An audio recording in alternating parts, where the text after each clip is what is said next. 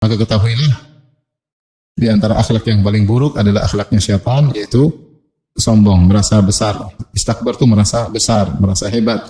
Ya, dia merasa Adam adalah pendatang baru, sementara dia adalah makhluk yang sudah lama beribadah kepada Allah. Begitu hebatnya iblis sampai dia masuk dalam jajaran para malaikat, padahal dia dari kalangan jin, karena dia jin yang top. Jin yang top sampai bergaulnya sama malaikat. Oleh karenanya ketika disuruh sujud kepada Adam, dia merasa sombong. Wastakbar, merasa sombong. Kemudian juga dalam ayat yang lain Allah bertanya, "Ma mana'aka alla tasjuda lima khalaqtu bi yadayya?" Wahai iblis, apa yang menghalangi engkau untuk sujud kepada Adam yang aku ciptakan dengan kedua tanganku? Maka iblis berkata, "Ana khairun minhu." Saya lebih baik daripada Adam. "Khalaqtani min nar wa khalaqtahu min tin." Saya engkau ciptakan dari api, sementara Adam engkau ciptakan dari tanah. Sehingga iblis sombong, di antara sebab dia sombong karena dia membanggakan unsur penciptaannya. Ini juga bahaya. Kalau orang sombong dengan nenek moyang, sombong dengan nasab, ya. Makanya Rasulullah SAW mengatakan di antara perkara jahiliyah al-fakhru bil ansab. Sombong dengan apa? Nasab. Saya keturunan ini, saya keturunan saya keturunan ini. Padahal Allah mengatakan, "Inna akramakum indallahi atqakum." Sungguhnya yang paling bertakwa di antara kalian yang paling mulia sisi Allah dan paling apa? Bertakwa. Makanya Allah mengatakan, "Ya ayuhan nas, inna khalaqnakum min dzakarin wa unsa wa ja'alna bainakum syu'uban wa qabaila lita'arafu." Wahai manusia sekalian, sungguhnya kami ciptakan kalian dari lelaki dan wanita, yaitu dari Adam dan Hawa. Kemudian kami jadikan kalian bersuku-suku dan berbangsa-bangsa, itu berkabilah-kabilah, bersuku-suku, bernasab-nasab. Buat apa? Lita'arafu, untuk kalian saling mengenal, bukan untuk sombong-sombongan, bukan untuk sombong-sombongan. Saya keturunan ini, saya keturunan darah biru, kamu darah coklat, ya. Kemudian Allah mengatakan, "Inna akramakum indallahi atqakum." Sungguh yang paling mulia di sisi Allah ada yang paling bertakwa di antara kalian. Bilal berkulit hitam tapi dia mulia, ya. Apa kata seorang penyair? "Laqad rafa'al Islamu Salman al-Farisi wa wada'a al-kufr nasiba Abu Lahabin." Sungguhnya Islam telah mengangkat derajat Salman al-Farisi, Persia, dia bukan Arab. Dan sungguhnya kekufuran telah merendahkan orang yang nasabnya sangat tinggi, yaitu Abu Lahab, pamannya Nabi sallallahu alaihi wasallam. Makanya Imam Al-Ghazali rahimahullah ketika menyebutkan tentang ujub, dia menyebutkan di antara ujub dengan nasab, ujub dengan nasab. Kemudian dia sebutkan di antara orang-orang ujub di zaman beliau adalah Bani Hashim, sebagian Bani Hashim, yaitu sukunya Nabi sallallahu alaihi wasallam yang sombong dengan nasab mereka. Sungguhnya kalau Allah memberikan nasab mulia, maka seorang bersyukur bukan untuk disombong-sombongkan, bukan untuk disombong-sombongkan, karena yang Allah nilai yang paling mulia adalah yang paling bertakwa, paling bertakwa. Bilal berkulit hitam, budak, bekas budak, tapi Rasulullah mendengar terompahnya bunyi di surga, ya. Ketika Ibnu Abbas berkata kepada muridnya, "Ala adulluka imra'atan min ahli jannah?"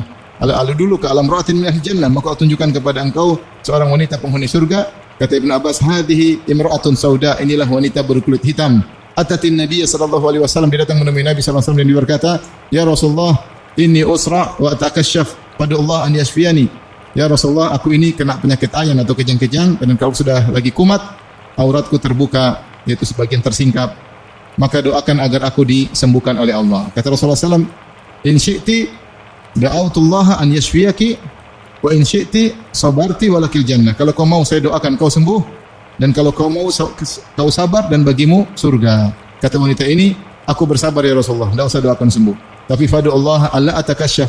Tapi berdoalah kepada Allah kalau aku lagi kumat agar tidak tersingkap. Ini wanita penghuni surga berkulit apa? Hitam. Maka di antara kejahiliahan, kegoblokan, ya, bangga dengan apa? Bangga dengan nasab. Nasab itu kalau mulia, syukuri. Seharusnya teriring dengan akhlak yang mulia, amal yang mulia. Makanya Nabi SAW bersabda, "Man batta'a bihi amaluhu lam yusri bihi nasabuh." Siapa yang amalnya lemah, nasabnya tidak bisa membuat dia cepat. Siapa yang lambat dengan amalnya, nasabnya tidak bisa mendukung dia untuk apa? Untuk cepat. Maka hati-hati, jangan sampai seorang sombong dengan apa? Nasabnya. Saya keturunan ini. Sebagian orang, saya keturunan darah biru. Bapak, nenek moyang saya dulu raja. Kerajaannya masih ada, sudah nggak ada. Terus apa yang disombongkan? Masih ada aja, jangan sombong, apalagi sudah tidak ada, ya. Taib. Jadi sombong ini bahaya, makanya kata Allah Subhanahu wa taala tentang neraka jahanam, fa bi'sa mathwal mutakabbirin. Sungguhnya neraka adalah tempat buruk bagi orang-orang yang sombong. Ikhwan, hati-hati jangan sombong. Sombong akhlaknya siapa? Iblis, ya. Sombong karena nasab, sombong karena ilmu, sombong karena cantik, ya. Padahal cantiknya begitu aja udah sombong, belum sombong karena tampan, sombong karena badannya mungkin bagus, ya. Sombong karena pakaiannya bagus, sombong karena rumahnya bagus, sombong karena mobilnya bagus, sombong karena apa namanya tasnya branded, ya. Padahal suaminya setengah mati beliin, ya. Oleh karenanya jangan sombong. Semua yang bisa menyebabkan sombong sebaiknya tinggalkan. Dalam hadis Rasulullah SAW menyebutkan, sungguhnya seorang dia mampu untuk memakai pakaian yang indah, tapi dia khawatir ujub, maka dia tinggalkan, maka Allah akan buat dia pakai gaun dari surga. Ya. Itu ini pakaian kalau saya pakai bisa bikin sombong. Udah, nggak usah dipakai. Hati ini nggak bisa dijaga, kita nggak bisa kontrol hati kita. Oh tenang, saya pakai mobil mewah, saya pakai mobil baju bagus, saya nggak bakalan sombong. Hati kita nggak bisa kontrol. Hati kita nggak bisa kontrol. Ya. Oleh karena juga hati-hati, kalau kebetulan antum diberi rezeki banyak, mungkin nggak banyak di antara kalian, rata-rata rezekinya pas-pasan, ya. Yang mesti yang punya rezeki banyak berlebihan, jangan sampai ngajarin anak jadi sombong. Hati-hati, anak-anak itu nggak bisa kontrol hatinya. Kita berikan ini yang mewah, kemewahan, dia nggak bisa kontrol hatinya, akhirnya menjadi apa? Sombong dan angkuh. Jadilah dia berakhlak dengan akhlaknya sama iblis. Baik. Di antara akhlak iblis adalah hasad. Yang bahwasanya dia hasad kepada Adam sampai tingkat hasad yang paling tinggi, yaitu pokoknya berangan-angan yang dihasati celaka sama dia, meskipun tidak harus mendapatkan kenikmatan. Kebanyakan orang hasad, misalnya ada temennya jadi direktur, dia maunya gimana? Ini direktur turun, dia yang gantikan posisinya. Orang hasad seperti itu. Ada orang dua jualan, satunya laku, dia kurang laku. Dia pingin punya temannya tidak laku, dia yang laku. Ada dokter di antara dokter hasad, satunya orang ngantri, pasiennya banyak, satunya pasien sedikit. Dia berangan-angan pas dokter itu pasien sedikit, pindah ke dia. Kebanyakan hasad begitu, ingin berpindah ke kenikmatan. Ini hasad yang parah. Ada hasad yang lebih parah lagi, yaitu nggak apa-apa, nggak usah dapat kenikmatan, sama-sama susah. Saya pingin dia miskin seperti saya. Ini parah ini. Ini parah, ya. Saya pingin dia rugi seperti saya, bangkrut seperti saya. Itulah hasadnya iblis. Iblis tidak bilang Adam keluar dari surga, saya gantikan posisinya. Enggak. Iblis bilang, Adam, semuanya sama saya di neraka. Jadi tidak harus saya menggantikan posisinya di mana? Surga, tapi kita sama-sama binasa. Ini hasad yang paling parah. Bukan ingin kenikmatan berpindah kepadanya, tapi ingin kenikmatan hilang darinya supaya merasakan seperti apa yang saya rasakan. Makanya Allah berfirman, "Inna syaitana lakum aduun fattakhidhuhu aduwa. Innama yad'u hizbahu liyakunu min ashabin nar." Sungguhnya setanlah musuh bagi kalian, jadikanlah setan sebagai musuh. Sungguhnya dia menyuruh pengikutnya agar menemaninya di mana? Di neraka. Maka iblis tidak peduli. Dia goda setan. Padahal ancamannya neraka, dia tahu. Tapi dia cuek, nggak ada masalah. Yang penting ada masuk apa? Neraka. Yang penting keturunannya masuk neraka. Maka ini hasad tingkat tinggi. Hasad tingkat tinggi. Inilah hasad akhlaknya iblis. Makanya ibu-ibu kalau hasad, aduh, iblis nih, iblis. Hati-hati, akhlak iblis. Jangan diikuti. Bilang auzubillahi minasyaitonir rajim. Karena hasad itu penyakit. Hasad itu apa? Penyakit. Kalau kita hasad sama orang, kita puji-puji dia. Kalau kita hasad sama orang, kasih kue sama dia biar kita enggak hasad. Kalau kita hasad sama orang, kita berusaha sapa dia, kenal sama dia agar hasad itu apa? Hilang. Karena kalau sudah kenal biasanya lebih sayang. Kalau tak kenal, setan membisiki dari belakang sehingga muncul apa? Hasad dan macam-macamnya. Lawan, jangan biarkan akhlak iblis, perangnya iblis bercokol dalam dada kita, ya. Di antara akhlak yang buruk iblis adalah hasad. Kemudian juga di antara akhlak iblis, ya, untuk menggoda manusia, dia menghiasi maksiat supaya kelihatan indah. Di dalam Al-Qur'an banyak sekali.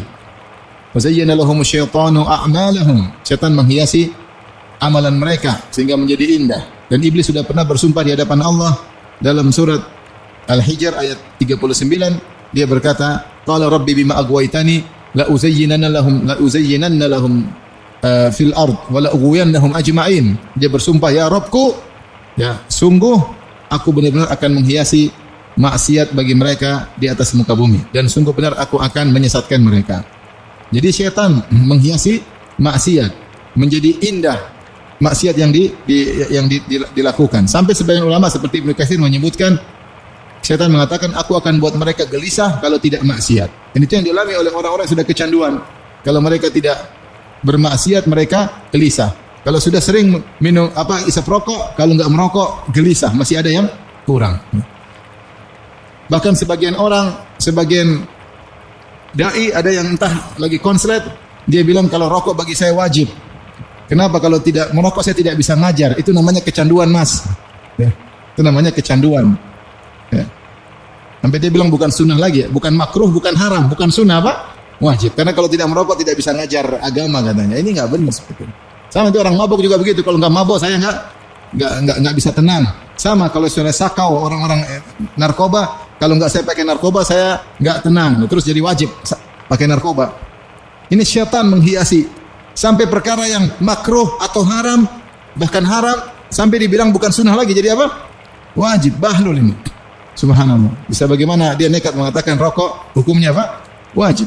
Dan demikian juga kecanduan-kecanduan yang lain. Sampai seorang benar-benar kecanduan, kalau dia tidak melakukan dia gelisah. Sampai disebutkan adalah seorang ahli minum bir, ahli khamar, dia mengatakan saya minum secawan khamar, akhirnya saya minum secawan khamar bukan untuk kenikmatan lagi, tapi untuk menghilangkan kecanduanku, saya menderita kalau tidak minum.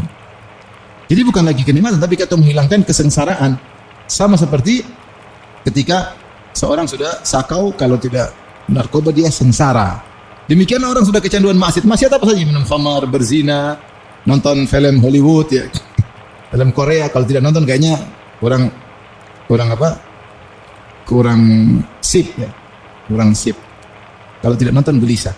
Jadi kecanduan adalah dari tazyinus syaitan. Syaitan menghiasi. Syaitan menghiasi. Makanya dalam hadis Rasulullah SAW mengatakan, innal mar'ata auratun idza kharajat istashrafa syaitan. Sungguhnya wanita itu adalah aurat. Kalau dia keluar rumah maka setan mengintai. Setan mengintai. Buat apa? Untuk menjadikan dia jerat untuk menggoda para lelaki. Maka dihiasilah wanita di hadapan para lelaki. Dalam hadis kata Rasulullah SAW, innal mar'ata tuqbilu ala surati syaitan wa tudbiru ala surati syaitan. Sungguhnya wanita itu kalau datang dalam bentuk syaitan, kalau balik juga dilihat dalam bentuk syaitan. Maksudnya kata para ulama, setan menghiasi. Sehingga seorang laki kalau melihat wanita dari depan kelihatan luar biasa. Kalau dari belakang juga luar biasa. Bahkan lebih indah daripada istrinya. Padahal istrinya lebih cantik daripada wanita tersebut. Tapi kata orang, rumput tetangga lebih hijau. Kenapa? Ada setan yang menghiasi. Ada setan yang menghiasi. Kalau ngobrol sama istri biasa-biasa saja. Tapi coba kalau ngobrol sama istri orang, semangat. Bergetar, bergelora. Karena setan menghiasi. Kalau sama istri biasa, hambar. Istri sendiri ya.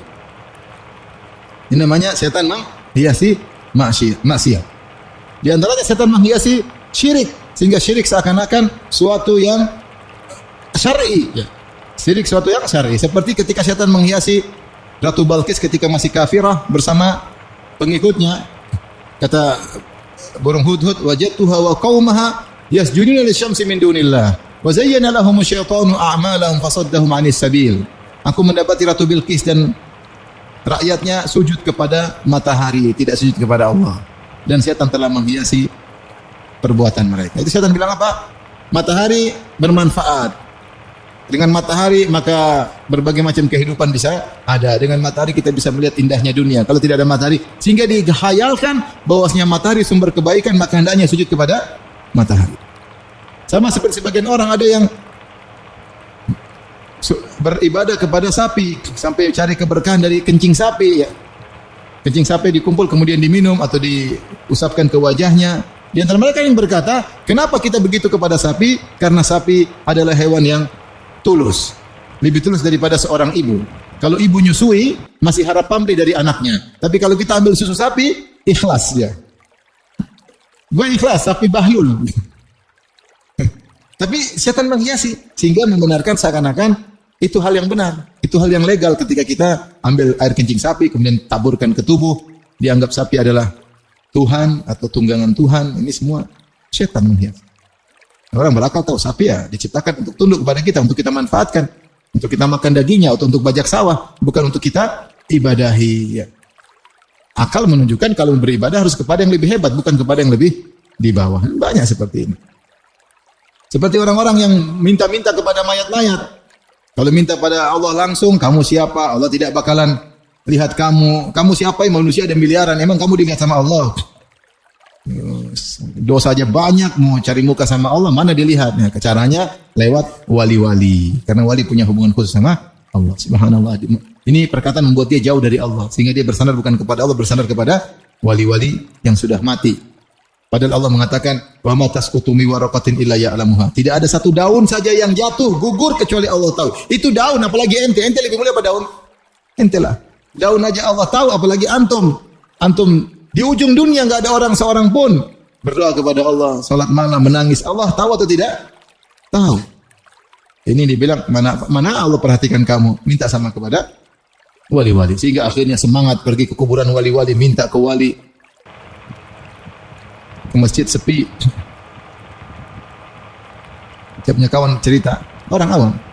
Kata dia, Firanda ada kawanku, sponsor sekolah saya. Kawanku sampai liburan, dia ambil cuti supaya pergi ke kuburan-kuburan. Saya bilang, kenapa susah-susah? Kau bangun malam aja, sholat malam. Sholat malam, berdoa, selesai. Kenapa harus minta-minta ke wali-wali? Syaitan menghiasi. Akhirnya hatinya bukan bersandar kepada Allah, tapi bersandar kepada wali. Sampai kemarin ada klip mengatakan, kalau kau lagi gelisah, sebut saja nama Abdurrahman, Abdurrahman, Abdurrahman. Sampai 7 kali, nanti hilang semua kegelisahan. Dari mana sebagainya? Ini dari mana? Bukannya suruh ingat Allah, berzikir kepada Allah. Ala bi dzikrillah tatmainnul qulub. Dengan berzikir kepada Allah hati menjadi tenang. Ini suruh zikir Abdurrahman. Ini seperti apa? Tapi kita lanjut. Di antara akhlak syaitan, syaitan suka kalau manusia terbuka auratnya. Syaitan suka. Kata Allah, fawaswasa lahuma syaitanu liyubdiya lahuma ma wuriya anhuma min sawatihima. Maka syaitan pun menggoda Adam dan Hawa agar keduanya membuka auratnya. Agar keduanya membuka auratnya. Faqala ma nahakuma rabbukuma an hadhihi syajarati illa an takuna malakaini aw takuna minal khalidin. Allah melarang kalian makan dari pohon ini agar kalian tidak menjadi malaikat atau agar kalian tidak kekal.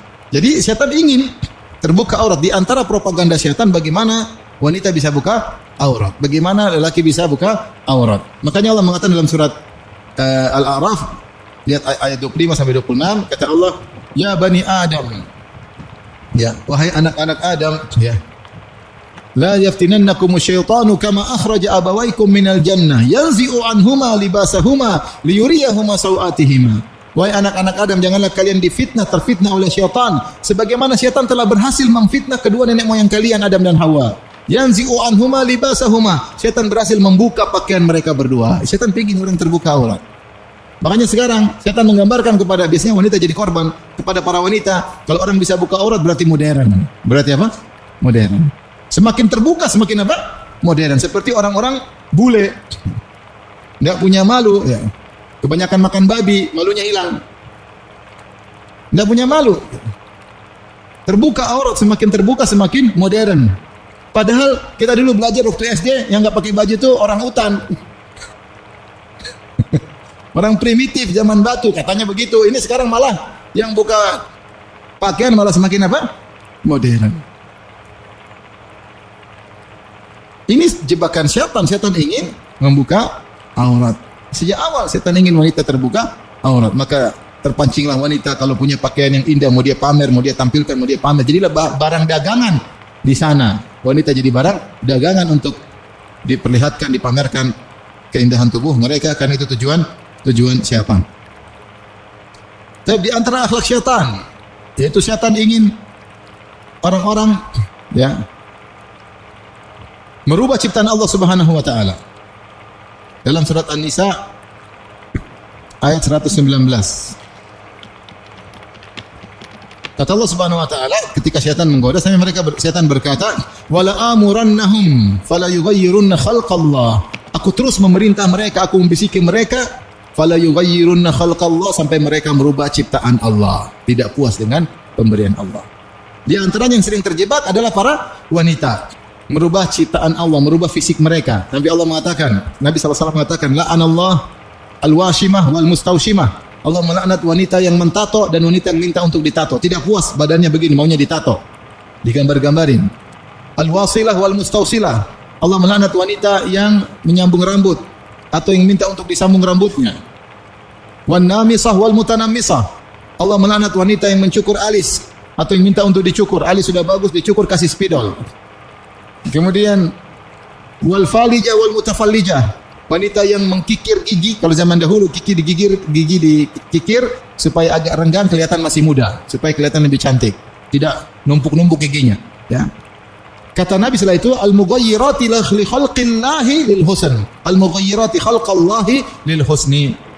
Wanita-wanita ini merubah ciptaan Allah supaya kelihatan semakin indah. Ini yang kerjaan syaitan, dibisikin, kamu kurang keren, harus begini, harus begini. Akhirnya terpedaya, akhirnya merubah ciptaan Allah. Kadang bukan wanita saja yang dibisikin, suaminya dibisikin, suruh istrimu begini, begini, begini. Akhirnya suaminya yang suruh. Mami, itu hidungnya ditambahin dikit, Mami. Ya. Sudah mancung, ininya ditinggiin. Ininya apa di? Tinggi. Nah, jadi kayak orang bule potan, ya. Terus apa lagi? Bibirnya tambahin dikit. Sudah bagus gini, tambahin gini, membelai dikit. Kenapa? Supaya menarik. Membelain dikit. Subhanallah. Hidung udah bagus-bagus, ngejuin dikit. Dada sudah normal, besarin dikit. Perempuan jadi korban. Siapa yang suruh? Iblis. Wala amurannahum fala yughayyirunna khalqallah. Aku terus memerintahkan mereka sampai mereka rubah ciptaan Allah. Akhirnya rubah sana, rubah sini, rubah sana, rubah sini. Kayak orang Korea, plastik tambal sini, tambal sini. Lama-lama jadi boneka Barbie. Terus begitu bahagia. Bahagia bukan dari situ, bahagia dari dekat dengan Allah Subhanahu wa taala. Laki-laki kalau sudah maunya dibisikin setan, mau istrinya secantik apapun dia pasti tidak puas. Tapi kalau diberi ketenangan oleh Allah, ya senang-senang aja, bahagia Allah berikan. Allah berikan. Jadi di antara akhlak iblis ingin agar manusia merubah-rubah ciptaan Allah Subhanahu wa taala sehingga tidak puas dengan ciptaan Allah. Dia lihat hidungnya di kaca, dia menangis. Subhanallah, kenapa hidung saya kayak begini? Ya akhi, emang kalau hidung mancung pasti bahagia? Belum tentu. Banyak orang hidung pesek ketawa terus. Tidak ada jaminan. Terus, setan ini tidak puas gini, rubah gini. Nah, kalau sudah rubah hidung, biasanya kadang kalau sudah nanti maksiat. Ya. Nanti maksiat supaya dilihat orang, supaya ini, supaya ini. Antum syukuri apa yang Allah berikan, ya. Kalau terlalu ganteng, terlalu cantik juga bahaya, semakin mudah terpapar pada kemaksiatan, mudah digoda. Lihat kenapa Nabi Yusuf alaihissalam di penjara, karena terlalu ganteng. Antum nggak pernah di penjara karena kurang ganteng. Nabi Yusuf karena terlalu ganteng diuji, nggak mau di penjara. Banyak yang goda. Kalau kita wajah pas-pasan, siapa yang goda? Orang lihat aja nggak tertarik. Tapi kalau antum ganteng, terus naik mobil mewah, oh cewek semua datang. Ada gula, ada semut. Karena sudah datang. Kalau sudah gitu, apa yang terjadi? Maksiat. Laki-laki sama perempuan pasti ada strom, nggak mungkin nggak ada strom kecuali nggak normal. Akhirnya terjadi apa yang terjadi. Ya udah syukuri yang ada. Setan membayangkan seorang untuk tidak puas dengan apa yang Allah ciptakan tentang dirinya. Akhirnya dibisikin untuk rubah dan akhirnya itu yang terjadi. Operasi plastik, setahun sekali maintenance, pergi ke Korea, murah di Korea. Hidung ditambah-tambahin. Nanti ada yang tanya, Om, kayaknya dulu hidungnya begini, nggak begini ya Om ya? Enggak, dulu kayak gini kok. Begini terus copot repot. Taib. Kemudian dia. Assalamualaikum warahmatullahi wabarakatuh. Sampai jumpa kembali di War Islam Channel.